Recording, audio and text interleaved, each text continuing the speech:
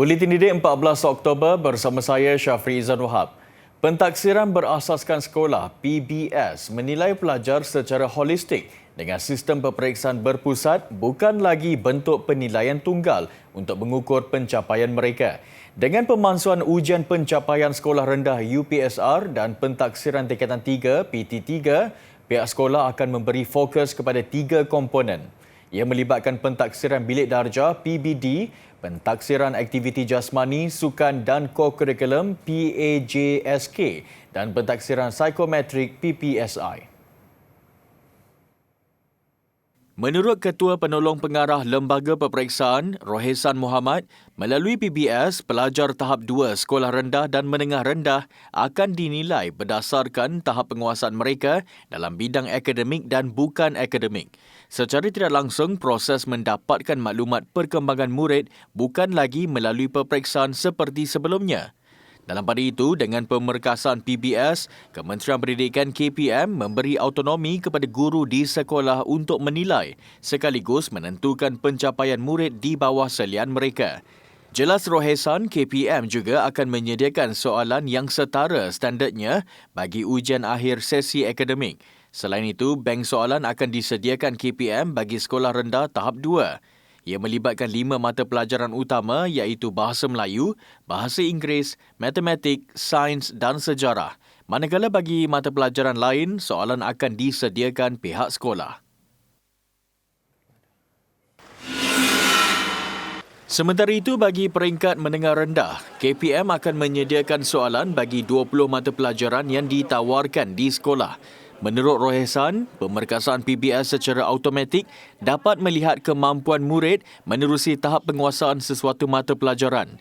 Pentaksiran pusat masih dilaksanakan bagi pelajar menengah atas iaitu tingkatan 4, 5 dan 6 dengan melaksanakan kerja kursus, ujian lisan dan ujian amali. Mengenai kemasukan ke sekolah berasrama penuh, Rohesan berkata pelajar perlu menduduki pentaksiran kemasukan sekolah khusus PKSK dan bukan bergantung kepada PBS semata-mata. Ia terbahagi kepada 2 bahagian iaitu pentaksiran formatif dan sumatif. Formatif merupakan pentaksiran untuk pembelajaran melibatkan latihan harian, tugasan mingguan dan soal jawab semasa pembelajaran dan pengajaran PDP. Manakala sumatif adalah pentaksiran mengenai pembelajaran mengikut kuis dan peperiksaan. Peranan guru dalam mempelbagaikan bentuk pengajaran wajar diiktiraf kerana usaha ini menuntut kreativiti dan kesungguhan guru memikul amanah sebagai pendidik. Cikgu Khairul Azmi Ahmad antara yang sentiasa menggunakan pendekatan pengajaran berpusat kepada murid bagi memudahkan mereka memahami subjek yang diajar. Usahanya itu membolehkan dia menerima anugerah Malaysia Teacher Prize 2022. Guru pendidikan seni visual itu merupakan wakil guru tunggal dari Perlis yang memenangi anugerah itu pada 7 Oktober lalu bersama 4 lagi pemenang. Cikgu Khairil kini bertugas di Sekolah Menengah Agama Perempuan Alawiyah Kangar. Berkhidmat selama 14 tahun sebagai guru, banyak pencapaian dan anugerah yang telah diterima. Antaranya anugerah Guru Inspirasi McDonald's selain 4 tahun berturut-turut menyandang ikon guru inovatif Negeri Perlis serta terbaharu anugerah khas pendidikan Guru Inovatif Negeri Perlis 2022. Sebenarnya dalam seni itu sendiri adalah silibus yang sangat segar, sangat relevan dengan masa sekarang ni. Dan dengan seni ni kami mengajar murid reka bentuk, reka grafik, reka bentuk landscape, reka bentuk seni bina, hiasan dalaman. Jadi kami melihat perkara ni tak diketengahkan. Jadi sayalah mengambil inisiatif.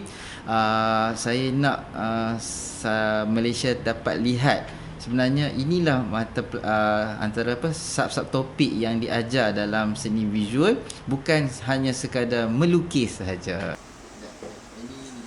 Bukan itu sahaja, dia turut aktif dalam penghasilan inovasi pendidikan serta banyak terlibat dalam penulisan dan penerbitan modul pendidikan seni visual. Lebih membanggakan, Cikgu Khairil turut terlibat dalam penghasilan ilustrasi cerita rakyat Malaysia bertajuk Raja Bersiong untuk penerbitan di Rusia. Dalam kesibukannya, Cikgu Khairil dapat mendisiplinkan diri untuk menghasilkan sekurang-kurangnya satu karya kanvas dalam setahun. Sehingga kini, lebih 20 karya kanvas telah berjaya dihasilkan. Saya sekarang ni ketengahkan karya peribahasa dalam kotak.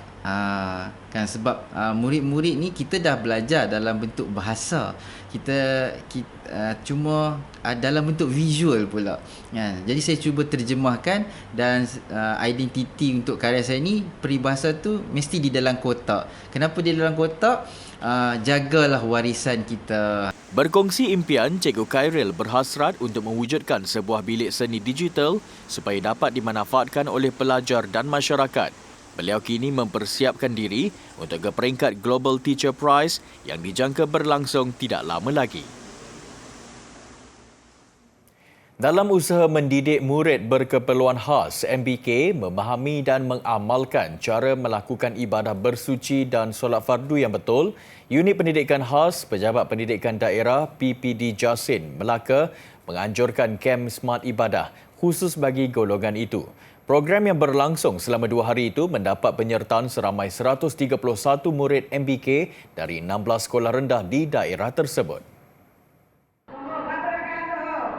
Kem Smart Ibadah ini merupakan kerjasama pertama PPD Jasin bersama Masjid Jami' Ar-Rahman di Pulai, Merlimau yang turut memberikan sumbangan makanan kepada peserta sepanjang program berkenaan. Selain memberi pendedahan kepada murid MBK, antara lain program ini bertujuan meningkatkan kualiti diri peserta MBK sebagai seorang Muslim. Juga pada masa sama meningkatkan tahap penguasaan bacaan dan perlakuan dalam solat. Antara aktiviti yang dilakukan sepanjang program berkenaan termasuk sesi cara mengambil wuduk dan solat dengan betul serta solat berjemaah. Kem Smart Ibadah turut bertepatan dengan agenda utama Kementerian Pendidikan KPM iaitu menyediakan kesamarataan dan kecemerlangan pendidikan terutama bagi golongan MBK. Sekolah Menengah Kebangsaan SMK Datuk Haji Muhammad Nur Ahmad muncul juara dalam pertandingan Boria 2022 peringkat Pulau Pinang.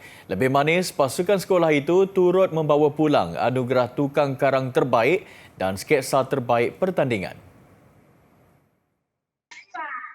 Sebanyak 11 kumpulan sekolah menengah dari seluruh daerah Pulau Pinang menyertai pertandingan itu yang menawarkan hadiah wang tunai keseluruhannya lebih RM11,000. Berjaya menewaskan 10 pesaing, SMK Datuk Haji Muhammad Nur membawa pulang wang tunai berjumlah RM5,000. Tempat kedua dimenangi SMK Permatang Tok Jaya, sementara SMK Gemilang meraih tempat ketiga. Pertandingan Boria 2022 ini anjuran pertama kali Arena Pinang Sendiang Berhad yang disokong Kementerian Pelancongan Seni dan Budaya serta Jabatan Kebudayaan dan Kesenian Negeri Pulau Pinang. Ia bertujuan mengembali dan menyemarakkan semula warisan Boria Pulau Pinang yang semakin dilupakan terutama oleh generasi muda. Sesuatu yang membanggakan apabila pertandingan ini mendapat sambutan dan perhatian dari pelancong asing yang tidak bergerak di tempat duduk kerana terlalu asyik dengan persembahan para peserta.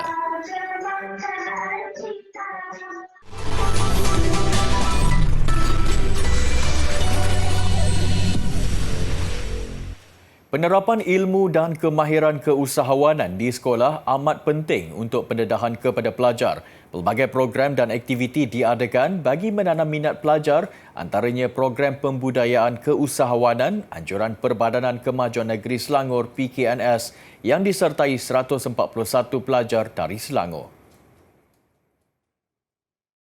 Program ini sebahagian dari acara tahunan promosi jualan tunas niaga ProTune dengan kerjasama Jabatan Pendidikan Negeri Selangor.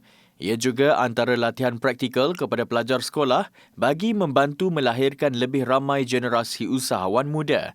Pelajar diberi pendedahan tentang suasana perniagaan sebenar dan merasai pengalaman berkomunikasi dengan pembeli. Sebanyak 47 sekolah terlibat diwakili 3 pelajar dan seorang guru pembimbing. ProTune mula diperkenalkan sejak 1998 membabitkan pelajar tingkatan 1, 2 dan 4 di Selangor. Sekolah yang terlibat perlu menubuhkan syarikat yang didaftarkan di bawah PKNS.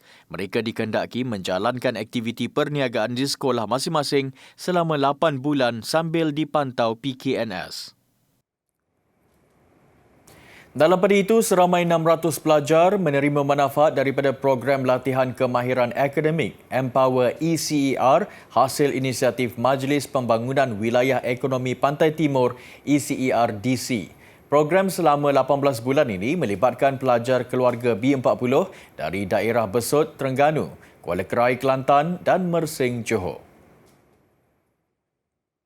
Dengan peruntukan sebanyak 1.32 juta ringgit tahun ini, ECER-DC memberi tumpuan kepada peningkatan akademik pelajar B40 agar mereka dapat menyambung pelajaran ke institusi pengajian tinggi. Majlis perasmiannya berlangsung semalam dirasmikan oleh Menteri Besar Johor, Dato' On Hafiz Ghazi. Sebanyak 7 sekolah menengah terpilih menerima sijil kolaborasi antara SMK Nitar, SMK Felda Tenggaroh dan SMK Paichi. Menerusi program ini, para peserta diberi latihan secara teori dan praktikal serta pendedahan tentang rangkaian dan pemasaran digital. Mereka turut didedahkan dengan kemahiran keusahawanan. Beralih ke perkembangan berita tempatan, projek pembinaan takungan air pinggiran sungai TAPS di Melaka akan menyelesaikan isu sumber air mentah yang terhad dengan meneroka sumber air mentah baharu di negeri itu. Perdana Menteri Datuk Seri Ismail Sabri Yaakob berkata, langkah itu bertujuan mengurangkan kebergantungan Melaka terhadap bekalan air mentah dari negeri lain seperti Johor dan Negeri Sembilan.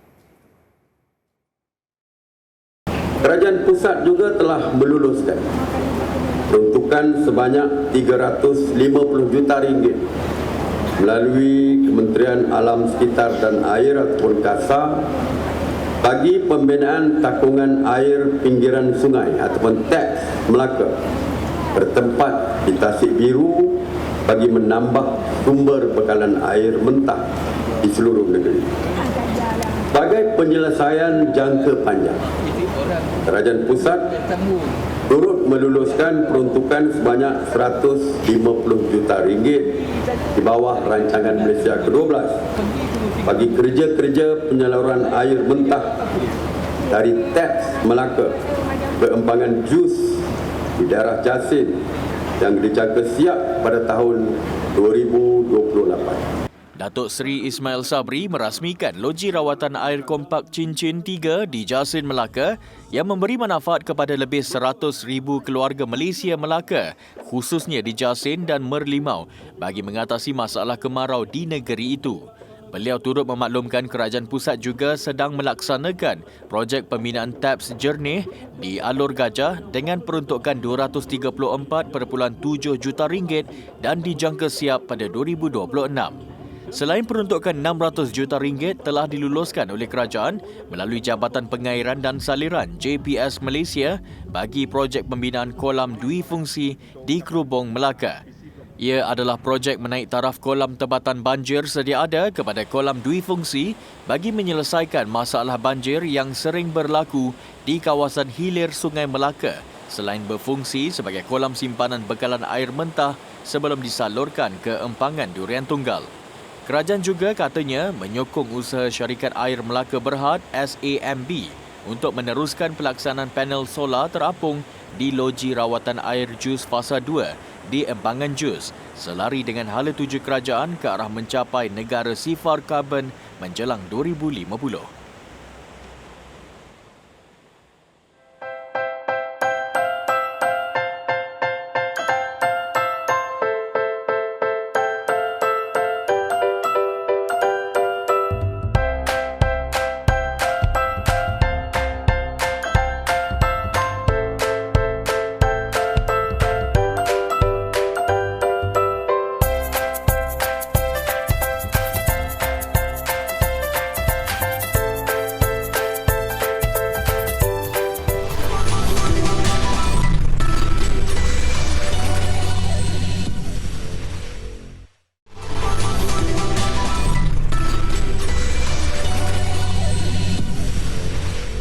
Bersua kembali. Di Australia, satu program perintis telah dilaksanakan bagi melahirkan pelajar berkemahiran terutamanya dalam bidang berkaitan perindustrian. Ia peluang terbaik mendedahkan pelajar dalam bidang kritikal seperti pembinaan, hospitality, automotif serta pembuatan fabrikasi logam. Program ini telah dialu-alukan oleh kumpulan industri yang kekurangan tenaga pekerja berkemahiran. Dalam masa sama, ia juga dapat menggalakkan golongan muda untuk menceburi bidang perniagaan. Untuk program perantis ini, seramai 14 orang pelajar terpilih dalam bidang masing-masing. Pelajar akan diberi latihan sesuai dengan bidang yang dipilih, selain persediaan untuk beralih ke alam pekerjaan yang sebenar. Antara objektif skim ini juga, ia dapat menggalakkan orang ramai untuk memikirkan pilihan kerjaya yang berbeza pada usia yang lebih muda. Sekaligus dapat memberi gambaran kepada mereka bahawa pilihan kerjaya mereka adalah tepat dan bukan sekadar ikutan rakan dan pendapat orang sekeliling. Untuk permulaan, skim ini menelan belanja sekitar RM6.5 juta untuk tempoh 3 tahun. Sebuah kafe di Amsterdam, Belanda memberi kebenaran untuk berkumpul kepada mana-mana individu yang ingin membaiki barangan elektrik yang rosak.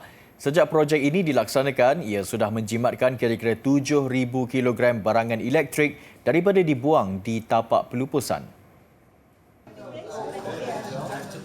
Orang ramai yang berhasrat untuk membaiki barangan milik mereka boleh bertemu kumpulan sukarelawan itu di Repair Cafe Amsterdam di Meervat. Hari membaiki barangan rosak itu ditetapkan pada tengah hari setiap Rabu. Jika pelanggan ingin menghargai jasa sukarelawan itu kerana berjaya menghidupkan kembali barangan mereka, mereka boleh menderma €1 di dalam tabung yang disediakan. €1 itu amat kecil nilainya berbanding membeli alatan baharu. Mungkin terpaksa mengeluarkan €20 hingga €600 duit belanja dari poket sendiri. Projek ini nyata tidak sia-sia kerana 80% barangan rosak berjaya digunakan semula. Jika pemilik bijak, barangan yang elok itu boleh dijual semula sebagai barangan terpakai.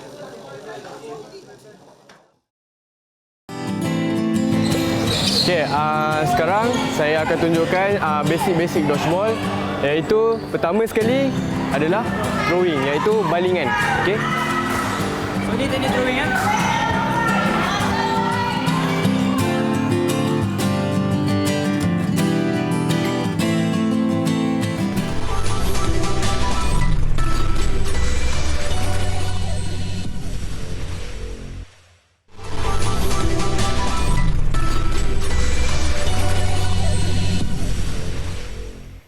Atlet seni bela diri campuran negara Agilan Tani akan sekali lagi membuat penampilan dalam pertarungan seni mempertahankan diri terbesar dunia One Championship 22 Oktober ini di Axiata Arena Bukit Jalil. Agilan 26 tahun dikenali sebagai The Alligator bakal beraksi dalam kategori welterweight menentang petinju Jerman Ilja Stojanov. Pengalaman tumpas kepada peserta Korea Selatan Tae Ho Jin melalui keputusan submission pada pertarungan April lalu banyak memberi pengajaran kepadanya. Anak jati Kuala Lumpur itu bakal berdepan Stojanov, 34 tahun, memiliki rekod 7 kali menang tanpa tewas dan sekali seri. Dan sebagai persiapan menjelang pertarungan One Fight Night itu nanti, Agilan telah menjalani latihan di Phuket, Thailand hampir 2 bulan. Agilan yang membuat penampilan One Championship pada Disember 2013 memiliki pro rekod 11 kemenangan dan 7 kali tewas dengan ranking akhir dalam kategori middleweight 278. Skuad wanita Selangor terlepas peluang untuk mengesahkan tiket ke perlawanan akhir hoki Piala Tun Abdul Razak lebih awal selepas dikejutkan dengan kekalahan kepada Melaka. Ia kembali membuka persaingan antara 3 pasukan termasuk pasukan pilihan Pahang yang mudah mengatasi cabaran Pulau Pinang menerusi kemenangan 6-1. Selepas menang ke atas Pulau Pinang pada aksi pertama kumpulan Super, Selangor memerlukan satu lagi kemenangan untuk menjamin tempat ke perlawanan akhir. Berdepan Melaka, segalanya bermula seperti yang dirancang apabila Nur Irdina Asnida Muhammad Yusmi meletakkan Selangor di depan pada minit ke-14. Bagaimanapun Melaka berjaya mengikat kedudukan 1-1 selepas Liana Akilah Muhammad Sepawi menyempurnakan gol sudut penalti pada minit ke-33.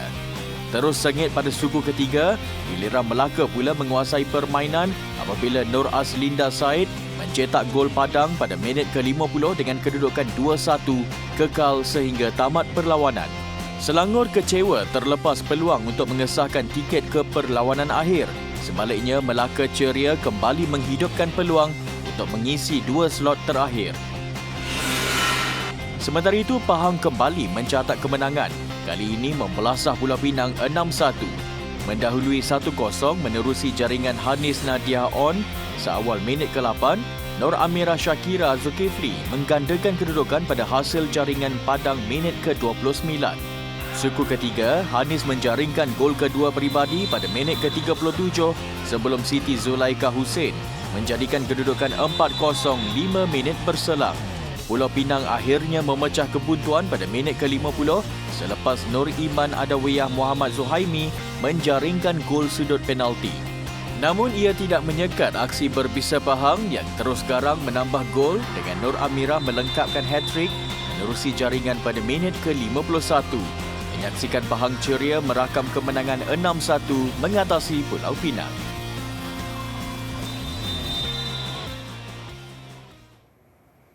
Visual kawanan gajah makan labu gergasi di Zoo Oregon, Portland, Amerika Syarikat kami jadikan penutup Buletin Didik. Saya Syafrizan Wahab, salam hormat dan kita jumpa lagi. Assalamualaikum.